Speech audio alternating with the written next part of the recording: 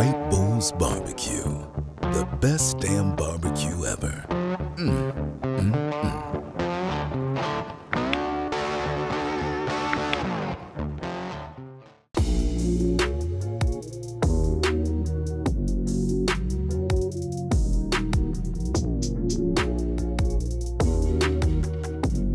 How we doing, barbecue fam? Chris here from White Bulls BBQ, and today we're doing beef back ribs. Never did this on the channel before. I have done it before though. There's something like St. Louis ribs with the pork ribs, but they render out a little more and they have a very unique beefy rich flavor. So let's prep these, let's get them trimmed up, and let's get them on the Traeger. Hit that like and subscribe.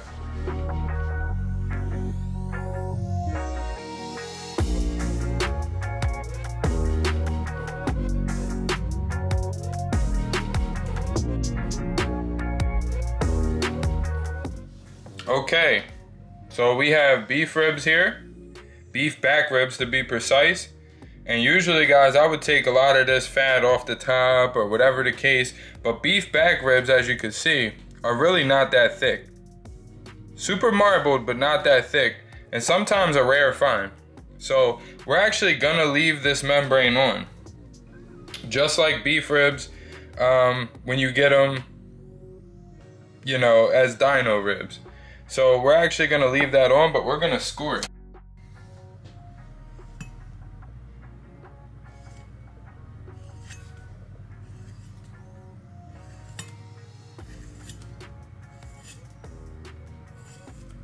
Not too deep, just enough to kind of open it up and let some flavor in. Score that membrane. I do the other way.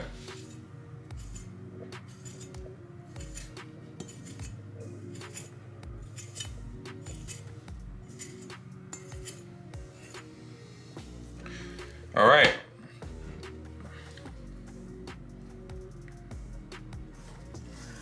Take off any excess like this. This is literally just like a piece of cartilage, kind of almost like decal fat. Very small piece of that on there. So we kind of squared that off. But yeah, now you're looking at essentially a perfect beef rib rack, back ribs. This is not dino ribs. This is not, you know, stuff like that. So what we're gonna actually do is we are gonna hit this with that White Bulls BBQ, the rub for beef, and a little bit of Rack City.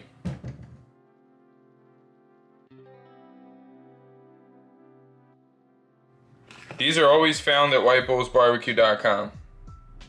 Let's go. We'll do the undercarriage first.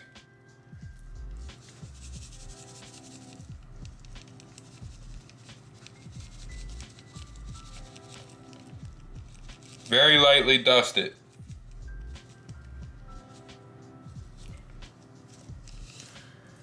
You want to let that sink in at least 5 minutes before you flip this thing. Alright, so after 5 minutes of letting that sink in, now we're going to flip it to the meat side. We're going to hit it with a dusting of the rub again.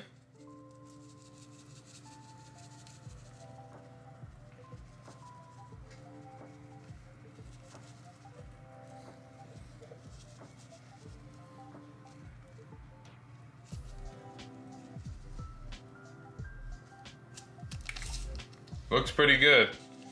Let me hit some more on this side. Okay.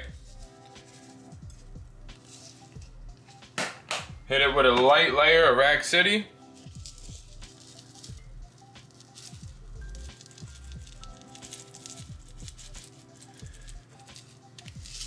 Now we're gonna let that soak in, let the meat sweat. That creates the osmosis effect. So all of this salt you see here will sink into the meat, and then we'll throw it on the smoker. We're rolling these at 225. I'm gonna figure for about 5 hours, and I may or may not wrap them, but we'll see as we get into the cook. Let's go. This will be fun.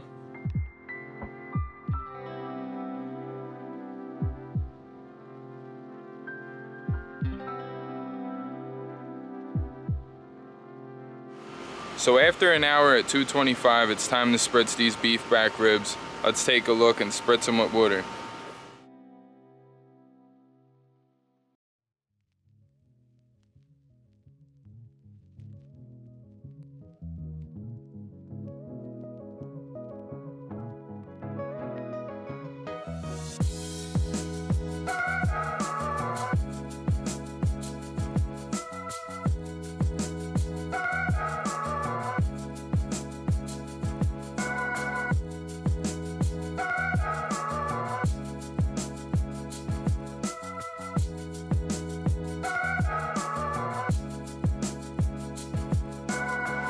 Now the reason that we spritz is because we want to keep the moisture locked into this.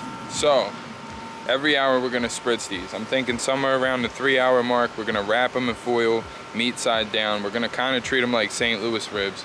And somewhere around the 4 or 5 hour mark, we should be hitting 195 and they will be ready to eat. What's common with these is the bones will start to peek through because there's not much meat over top of the bone. That's completely fine. We came for the meat in between, so let's get it. All right, so we're at the 3-hour mark. Been rolling at 225 the whole time. We're gonna hit this thing with the Thermapen.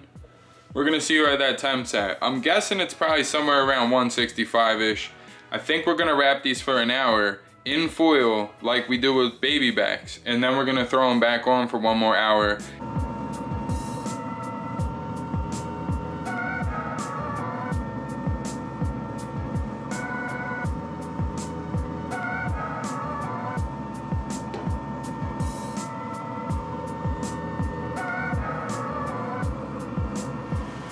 So as you can see, we're at 165 just like I thought.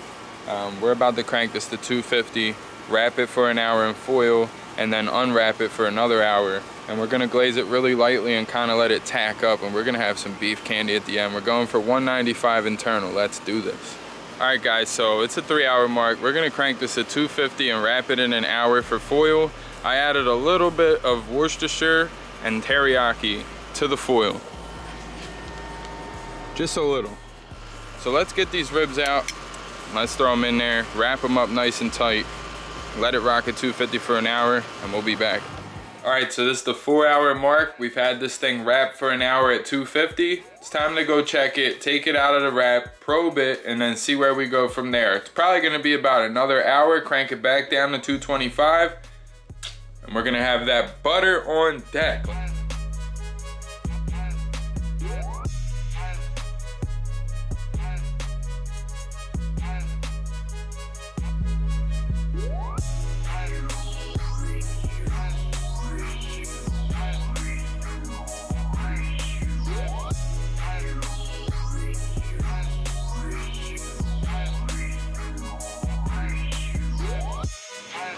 So as you can see, it curled up a little bit on us, but I just probed it and it's at 195. So we're gonna crank it to 225, give it like another half hour.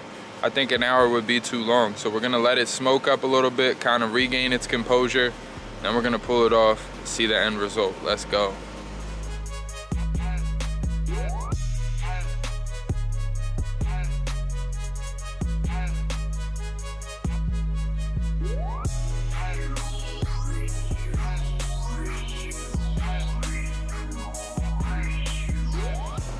As you can see, these beef back ribs are done. Let's get them off, let's chop them up, and let's get you that end result. Hope you enjoyed this. Hit that like and subscribe. Look at these.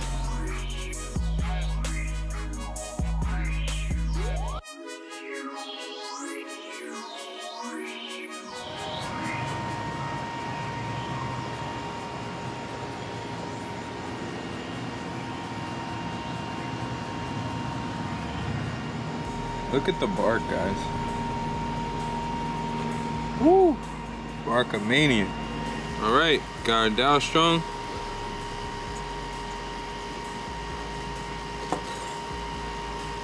Woo!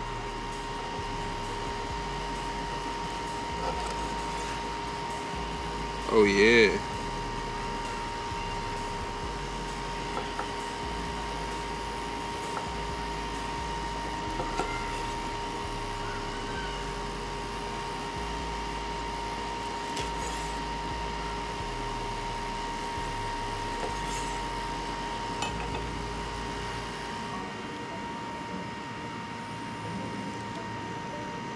Look at that.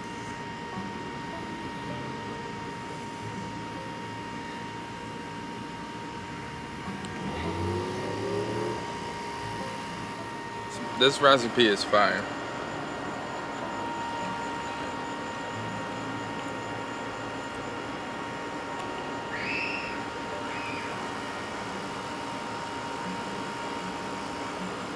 Cheers.